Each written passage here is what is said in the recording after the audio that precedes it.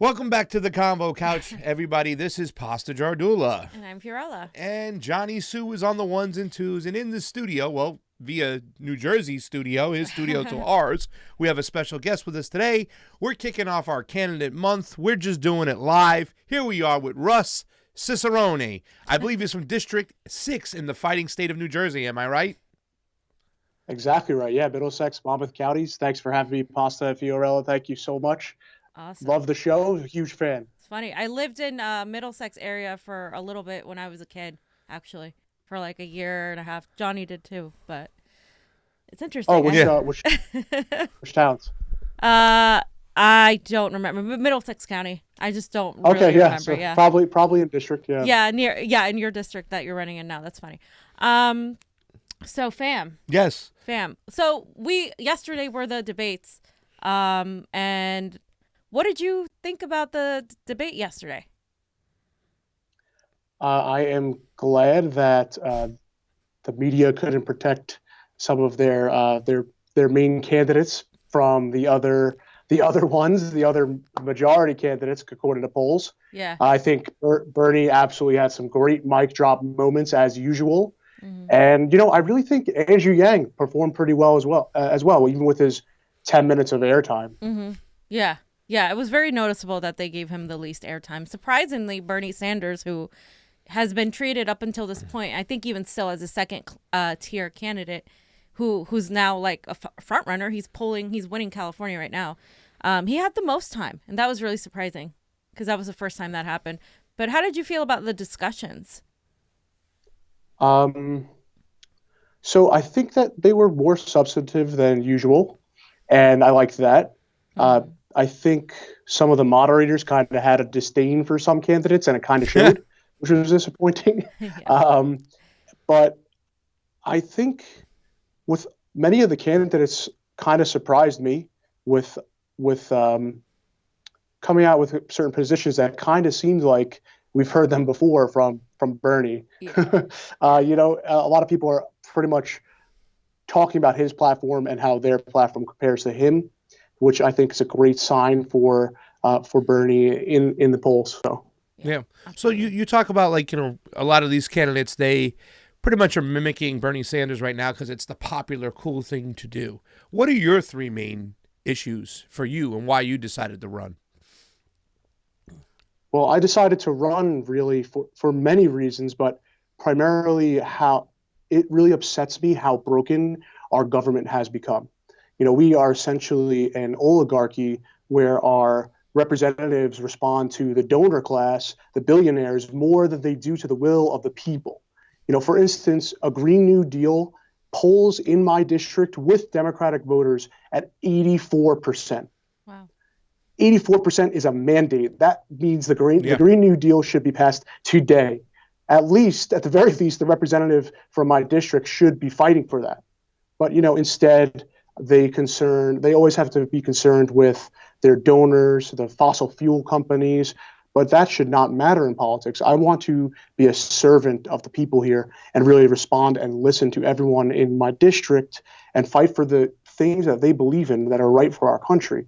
So I know particularly for me, the Green New Deal is important because my 2.5-year-old son, his entire future depends on whether or not we have the guts, the political willpower to take on the fossil fuel industry and have a moratorium on the climate, a moratorium on fossil fuels. We need a Green New Deal. We need 100% renewable energy now, today. My representative takes fossil fuel money, and I don't trust somebody who takes that money to protect my family and my house and the shore that we love in New Jersey. He will never protect what we love here. And it's disappointing. So that's really why I got into this race. And, the three big policy issues are the Green New Deal, guaranteed health care coverage with Medicare for all, and ending the corruption in politics. If we can get the money out, then we could finally have reform for the people. Yeah. I mean, that's very true. Can you tell me a little bit more about your background? What kind of career have you had, and how has that played into what you're doing now running for Congress? So I'm an attorney, so don't hold that against me, please. Oh, no. Wow, we're out of time. No, just kidding. Just kidding. Go ahead, man. I know. I like it. So I'm one of the good guy attorneys. I say, I serve the common good of housing justice. I've worked with a state agency, a New York State agency, where we enforce the rent stabilization laws, and we go into court and make sure that the rules apply to everybody. My career has been really litigating these cases, and more often than not, I'm up against somebody who's not playing by the rules, and they're trying to bend the rules, bend the definitions here and there. I've seen plenty of attorneys argue against laws that are on the books. It's all based on interpretation of the judge. But I've stood up to the money, I've stood up to the landlords, and I've won in court.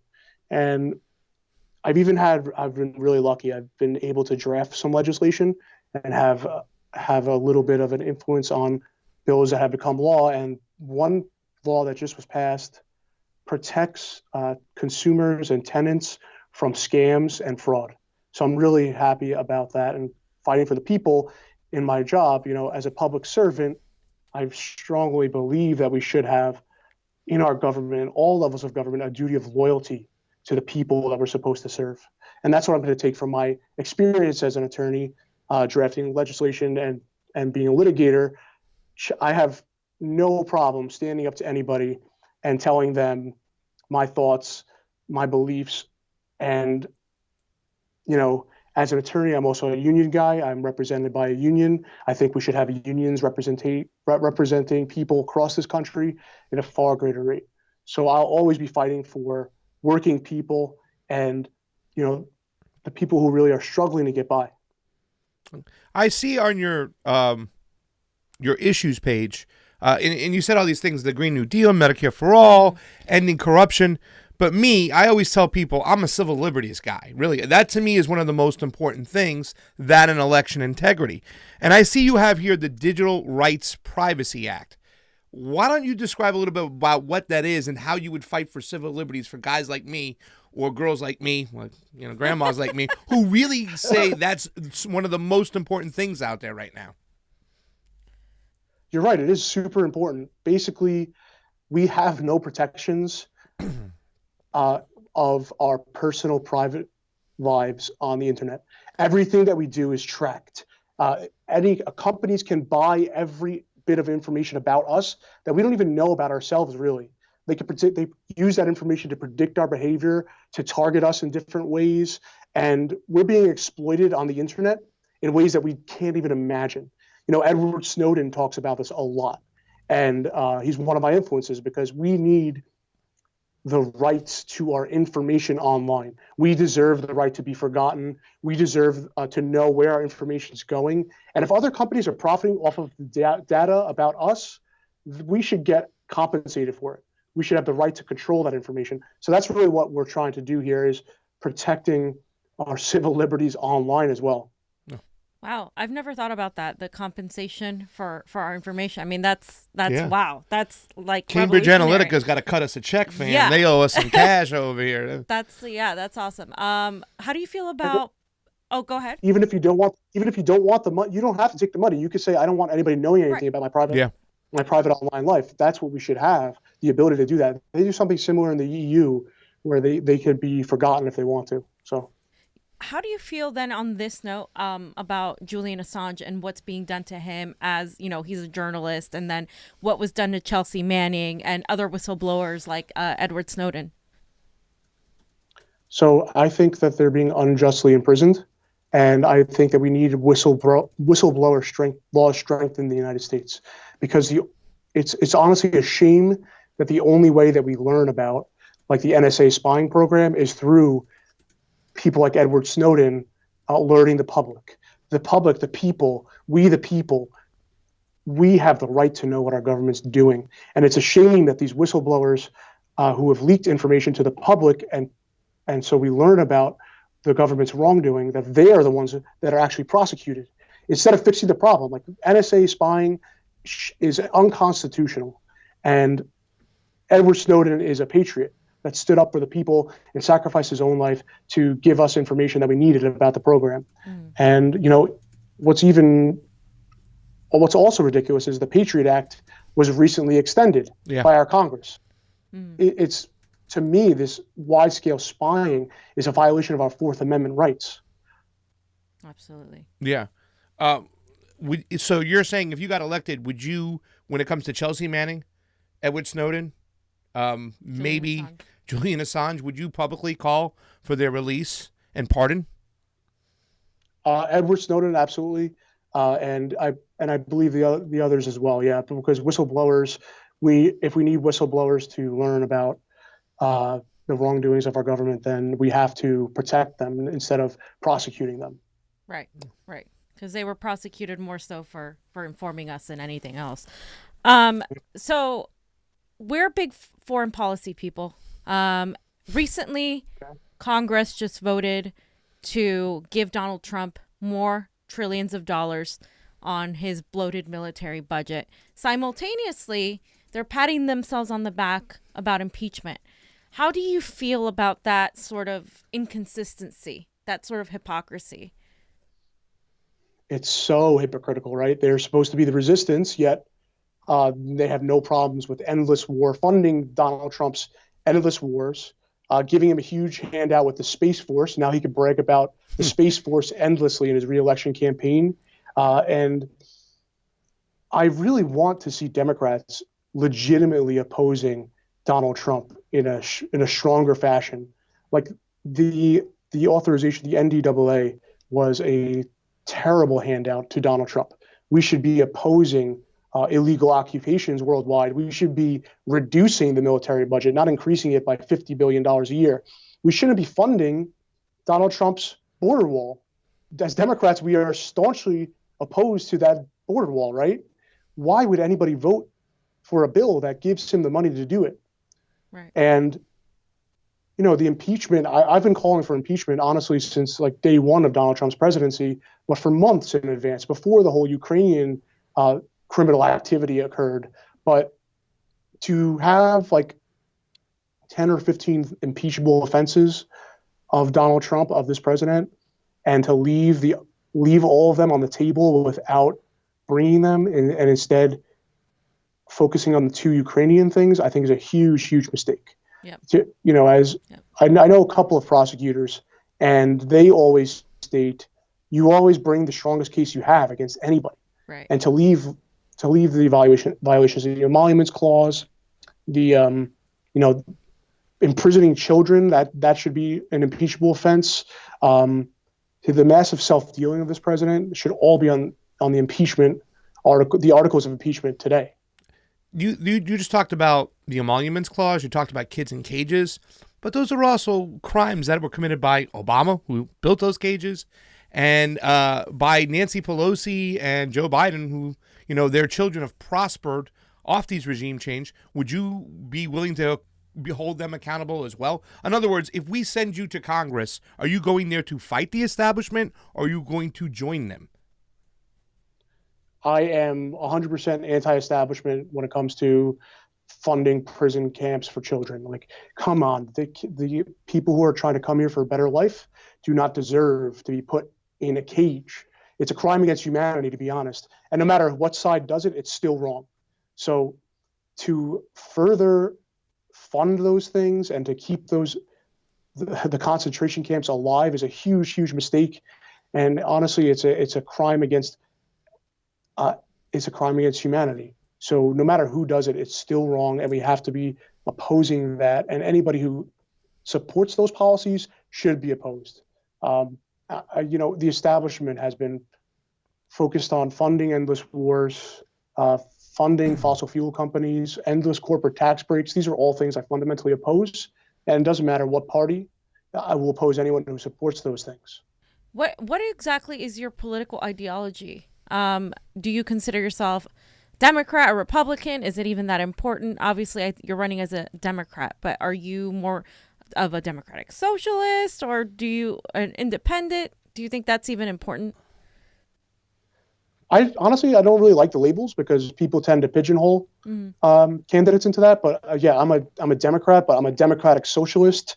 I'm a progressive. I'm honestly a Sanders Democrat, FDR Democrat, what Democrats used to be when we truly championed issues of the working people in this country. The people who brought us civil rights movements, put the civil rights movement, the labor movement, child labor laws, electrifying this nation, New Deal Democrats, where we focused on unleashing productive capacity of the 99%. I'm looking at your issues page again, and I see one of my top 3 issues missing. Election integrity. Where are you on that? And what are you going to do if you get elected to Congress to help our elections be fair and transparent? And just really quick, going off of that, in 2016, if I don't know if you were involved in Bernie with Bernie Sanders then, a lot of us were, but how did you feel the Democrats handled that election? Oh, yeah, that's a really painful part, in my memory. Yeah. I don't think Bernie got a fair process. Really, here's why. Because from the day that Hillary Clinton announced, the media had tallied her superdelegate count. Right. Like right there, that's dishonest. That's not democratic. So I think the system kind of was rigged. And in the primary vote, my wife was registered as a Democrat. I made sure to register way in advance of the deadline because she wanted to vote for Bernie Sanders, and she tried to vote for Bernie Sanders, but it turns out that her records were purged. She was not registered as a Democrat, so she was blocked from voting in that election. So I don't think that the election process was very fair. We need federal oversight of all of the state elections. We have to have automatic voter registration at 18. We have to have paper ballots and paper trails of everything. There's a lot that we have to do, and it's right now every individual state really controls their own elections, and that is absurd to me. Right. I think we need federal oversight of all the elections. So I'm going to definitely be adding that to the platform. I think it's hidden in some other areas, but there's other things we could do too. We need to modernize elections. I feel like we should do instant polling of our districts with probably like an app. Yeah. And there's a lot of things that we can do, but we have to expand the right to vote in this country. Yeah. It seems like a lot of that was very questionable. I remember here in California, we have kind of a semi-open primary, and our ballots were tossed aside. And I mean, this time it's going to be up to the people to make sure that that's happening, because very, very few people have introduced legislation that has actually focused not just on Republicans interfering, but on Democrats themselves. Like the establishment. Kind of, propping up, what happened with AOC and the Working Families Party, and how they were trying to do something to help, her opponent. And I think it's one of those things that we absolutely have to pay attention to, because if we don't have election integrity, it doesn't matter how many people come out and vote for Bernie Sanders. It's not going to count. So. Yeah, and you're in Jersey over there, where the heart of some of those companies, I think Dominion Voting is out there. My friend lives in Orange, I believe, out in New Jersey and stuff. I didn't ask you the tough question right off the bat. Russ, look at me, babe. Jets or Giants? Oh boy, that is the toughest question I could ever answer. I've been a Giants fan for a very long time. Yay! But no, I don't care. To be honest, I haven't had much time to watch football, so it doesn't really count. Are you a hockey fan or no? Not even. Just always into your work. But recently, the campaign's taken up everything. I can't even watch much football or hockey. So I gotcha. Yeah, no I doubt. Definitely want to go to a Devils game though. I was telling Johnny about the Brodeur days. They were just so dominant, the Devils. I'm an Islanders fan myself, but that's not important. Stuff like that. You got world peace and denuclearization on your issues page. Can you tell me an area, not where Donald Trump has upset you, but maybe where you've been a little disappointed in Congress itself, as opposed to foreign policy, where you might want to come in there and say, let's do this instead?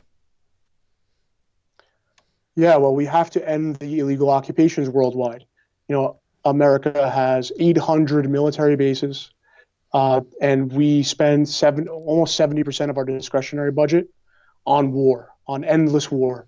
So we have to We have to scale that budget down massively, close the majority of bases worldwide, and we have to get out of places where we shouldn't be. And why for way too long we've been in a lot of areas that we should not be as Americans, that we don't have any place being there. South America, Central America, we're involved way too much. And if we could scale back the military budget, we'll actually have more things to invest in Americans here. So I'm really an anti-interventionist, because I believe we could use diplomacy as a primary foreign policy. We need to use the tools that we use against organized crime, like the FBI, internationally, to fight terrorism. We need to use diplomacy to really utilize our collective alliances to pressure other countries to doing the right thing.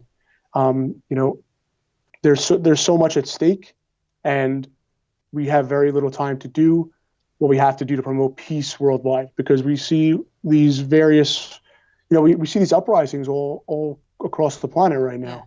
Yeah. And what happens is right-wing authoritarians essentially are propped up by some of our foreign policy decisions as well. Right. So we have to really scale that back. We have to promote democracy more, and we could do that diplomatically. And I guess going along the lines of the occupation, I mean, I would call that regime change. But what is your stance on exactly the situation in Israel and Palestine? This is a very divisive question. I know Bernie's stance. I've seen, people like Tulsi's stance. I've seen the majority of Congress actually be more towards being pro-Palestinian, like the Squad.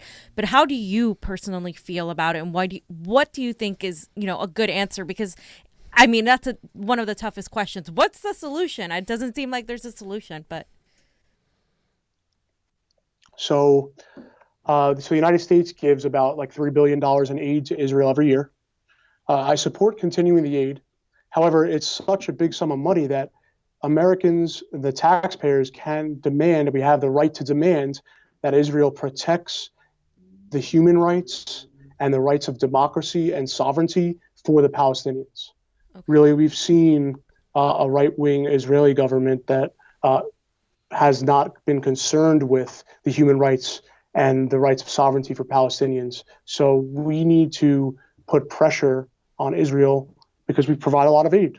We have the right to make demands for Palestinians as well with that aid, including resuming the aid to the United Nations that benefited Palestinians, and also they really want their own state. So I believe the diplomatically accepted solution would be for the United States to broker a sit down between Palestinians and Israel for a two-state solution, and going back to the borders that we had, I think, in 1967. So that's what I support. And I think that giving the aid without having any conditions attached to it is probably a silly idea, right? Because this is a movement for justice for everyone. Everybody deserves justice. Israelis are protected when Palestinians have the right to sovereignty and human rights. And what's going on right now, we have played a role in it, and we can promote peace in the future. And that's one thing that I'll take position with the Squad on. It says cryptocurrency regulation. What's that all about? So I know the couch likes crypto, right? Well, we like that. We're MMT people. We pay attention to it. We like cryptocurrencies.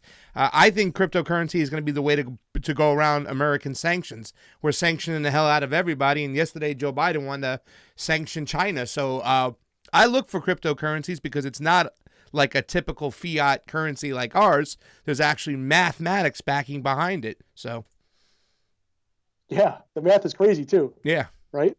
I can't understand it completely, but I can grasp the concept. And America's monetary system, the Fed, they just print at will whenever they want, and it all seems to trickle down into the rich people's pockets, not the common folk. Yeah, so I support cryptocurrency. I think we should regulate it, just to increase consumer confidence, right? I'm not really sure how it should be taxed, but I think the Swiss model is really good, because right now every transaction in cryptocurrency is a taxable event according to our IRS. But anyway, I think the United States is missing a huge opportunity by refusing to get involved in the space. And cryptocurrency is the currency of the future. It's internet money. And I support, expanding cryptocurrency for everyone. So Medicare for all, you mentioned it as one of your main issues. It's one of Bernie Sanders's main issues. It's one of my main issues. But the criticism that many give it is, how are you going to pass that? How are you going to go, this is coming, the criticism from the right, as like Joe Biden and Pete Buttigieg. How are you going to pass that through a Congress that's majority Republican? How would you, what do you think should be done to kind of build momentum? Because Bernie Sanders always talks about how change comes from the bottom up, never the top down. What do you think is necessary to get something like Medicare for all through a very divided Congress? Well, we need the votes, and we have to rally for Medicare for all. I know in my district, it's over 60% support for it, and we really need it because we pay the 5th highest in the country for health insurance. So how do we get it? We have to challenge anyone who opposes it. And surprisingly, Medicare for All, the Pramila Jayapal bill, has more sponsors and co-sponsors than the ACA did when it was first proposed, than the Affordable Care Act had. My representative opposes Medicare for All because last year he took $1 million from the pharmaceutical industry and the insurance lobbies. So that's why he's been paid to oppose it. So what we do, we have to take the battle to the doorsteps of Republicans who are not on the side of the people. We have to rally in their districts against them. We still have 2 Republicans in New Jersey. Those are really close to my district. I could definitely have rallies in New Jersey against those Republicans who have opposed Medicare for all. And we also have to address those Democrats that won't support it in the House, because Medicare for all is, by the numbers, the way to go. Guaranteed coverage for everybody, and we're going to save an average of $3,000 a year nationwide on health insurance, and everything's covered. So anyone who opposes it is obviously a shill for the insurance companies or the pharma companies. So we have to oppose them on that level as well. Where do you get your money from? And more importantly, where does Frank Joseph Pallone Jr., is he the third or something, or the second? Where does he get his money from? So we're running a grassroots campaign. We're only people funded, no corporate PAC money, no lobbyist money, because you can't take their money and try to reform the system. It's just impossible. And every representative has a choice. It's either you choose the people or you choose the 1%'s money. So I'm choosing the people. I only want to stay loyal to the people of our districts. That's why I reject all that corporate cash. The incumbent is one of the best financed Democrats in the House of Representatives, takes millions of dollars from the pharmaceutical industries, the drug lobbies, the fossil fuel companies, the telecoms industry, who, by the way, they're the enemies of internet freedom, Verizon, AT&T. And honestly, if any corporation or lobbyist will write this guy a check, he'll take it. So it's important, though, that we challenge Democrats like that, because they don't represent the people. Yeah. Let me see if I have any more tough ball questions for him. No, I mean, this, it sounds good. Oh, what is your, you said you're for the Green New Deal, but a lot of people in New Jersey have worked in factories and rely a lot on those resources. How are you going to kind of talk to your constituents and convince them, hey, we might have to make some negotiations, but we need to curtail the use of oil and the use of nuclear power plants? So you're exactly right. We have to end the fossil fuel age, because it's destroying our planet. We have no choice but to transition from this dirty, polluting energy to clean, renewable, limitless energy. So there's really two ways. First, I discuss switching to renewable energy. That's going to cut our electric bills in probably half in 10 years, and eventually we'll be moving to near zero cost electricity. And everybody has an electric bill, so that's going to save them money in their pocket. Second, we love the people who work in the fossil fuel industry, any industry that's going to be displaced by a Green New Deal. We're going to have a federal jobs guarantee lined up for them, including severance, including job training, including union rights and union representation. They're going to be upgraded to a new job, doing whatever they'll have opportunities to choose what kind of job they want to do, and we'll be fighting for a better planet. So it's a wonderful thing. It's a difficult conversation to have, but we have to remember that we care about people. We care about the people who are going to be displaced by the Green New Deal. So we're going to fight for them first and make sure that they're protected in any new Green New Deal that we have. All right. So we saw your candidate takes about 99% of his money come from PACs or large donations. Very, very, very small amount of small donations, unlike what you're going out for.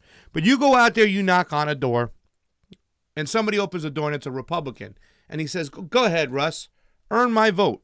How are you going to get that Republican's vote? What are you going to tell that Republican who might have a chance to vote for you? Well, I'm glad you brought up the donor history, because the unifying issue of Democrats and Republican voters are the anti-corruption provisions that I support. We deserve clean and fair elections.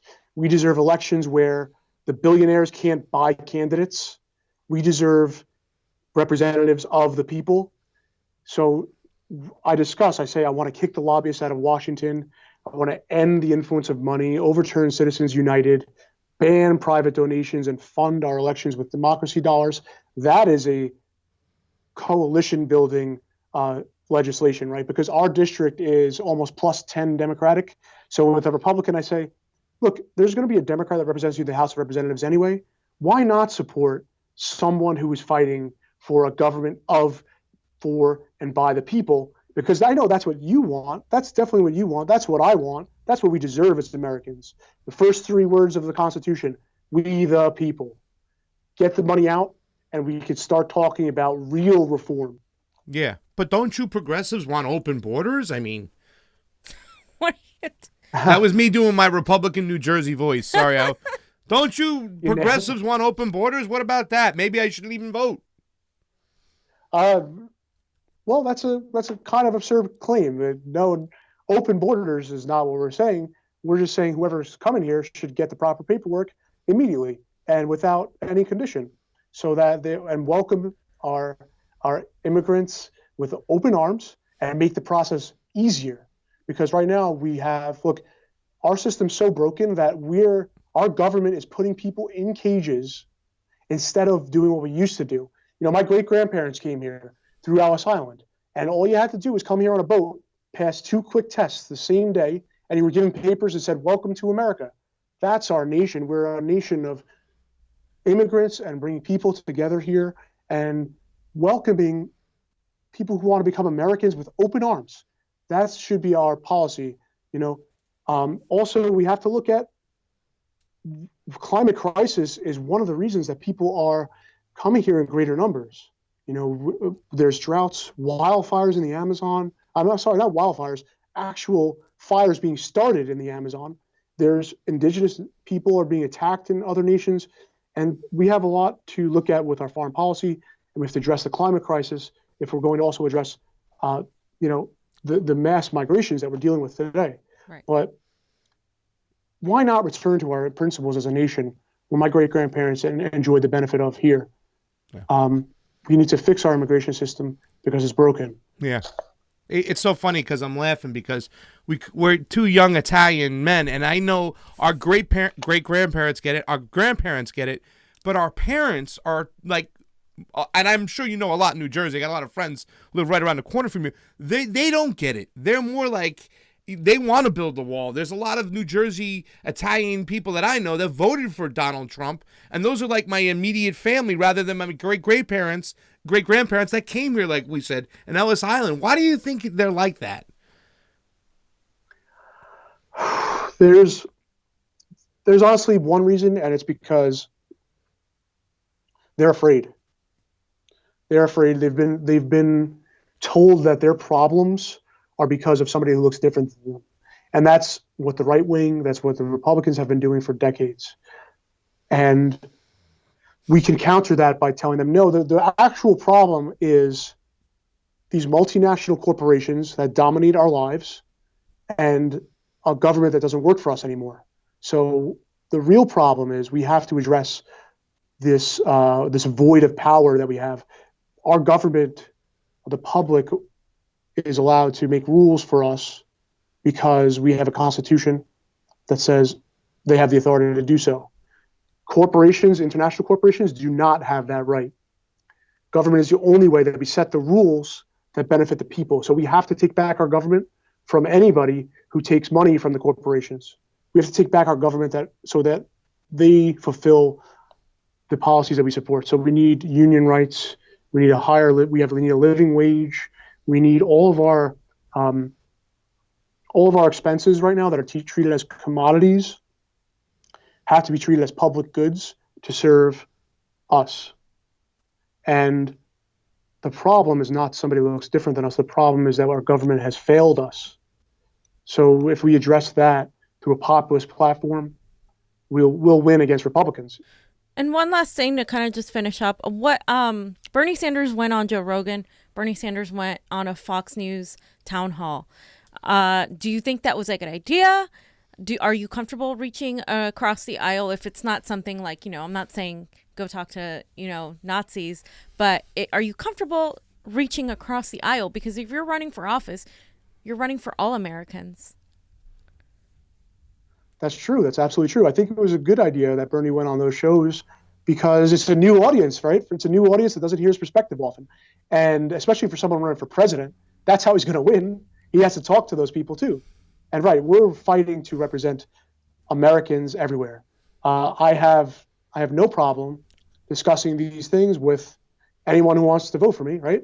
I will only work with Republicans though in office if they're willing to do the things that we need in our country, if they're willing to work on a Green New Deal, Medicare for all, ending corruption. Otherwise, they're my opponent. The Republicans are our opponents because they're fighting for right-wing authoritarianism.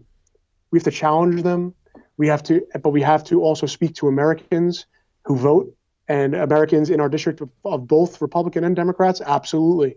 Yeah, we have to broadcast our message as far and wide as possible because I guarantee you that a lot of people who vote Republican don't hear these opinions from Fox News, from Joe Rogan very often. So if we go on there and talk to them about these things, there's a good chance that they'll understand the message makes sense, and we're fighting for them.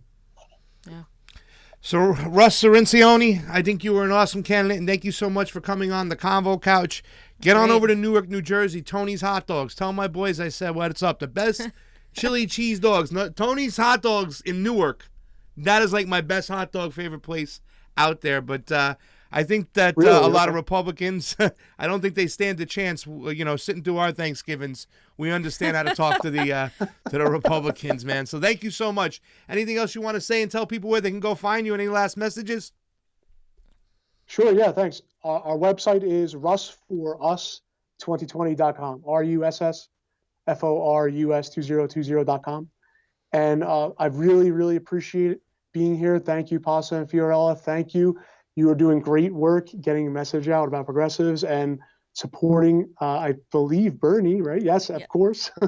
Yeah, I'm a Bernie supporter. He's a Tulsi crap, but it's okay. We have a... Yeah. I'm Bernie. I still love Bernie. Don't get me wrong. He's Tulsi Bernie. I'm Bernie. Yeah. And I like Tulsi too, but I'm Bernie first. So. Yeah. So this movement's for all of us, and it's really important that we have independent media doing the heavy lifting, communicating with everybody. So thank you for your service. We're going to need you to get in there and protect us, man. We need to sue some of these companies because this is a show right now that you're on That will be shadow banned, will be blacklist. They'll hide it. They don't want to know about the new progressive candidates out there. That's why we did this. This is like one of the initial reasons why we started it, is we wanted to get the progressive candidates out there because that's what Bernie told us to do. Get out there, run for office, but we wanted to be the other side of the coin and help our paisans out. Well, thank you again. It's been great being here. No, we really appreciate it. Good luck on your candidacy. And again, just if you have any other plugins where people can find you, donate, etc., send them over there because we need a progressive and more progressives in Congress if we're going to do anything. When's your primary? June 2nd. So we have about 5 months. You have some time. Yeah. You know Jim Keaty? I was going to ask. Of course, yeah, Jim Keaty. Jim Keaty fighting for. Changed my life. Love him. Oh, amazing. So passionate. Yeah. And one of my inspirations, honestly. I haven't worn Nike in like 10 years because when I saw his video, I was like, holy cow, this is going on. So, I love Jim Keaty. Tell him we said what's up, Russ. I will, yeah. We're actually forming a New Jersey progressive candidate coalition with Jim, Zena Spezanakis, John Flora, Hector Osquera. So is he running again in the 4? What's that? Is Jim running again? Jim's running again, yeah. In the fighting 4, right? Yep. Oh, that's awesome. Well, you guys got to come back, and you promise to come back on with us? Let us know down the road how the campaigns are going? Definitely, yeah. Anytime, please. Definitely, man. All For right. Pasta Jardula. And Fiorella. Jonny Sue with Russ Cirincione. New Jersey 6. Go get him, my man. Come out. Bye. Night.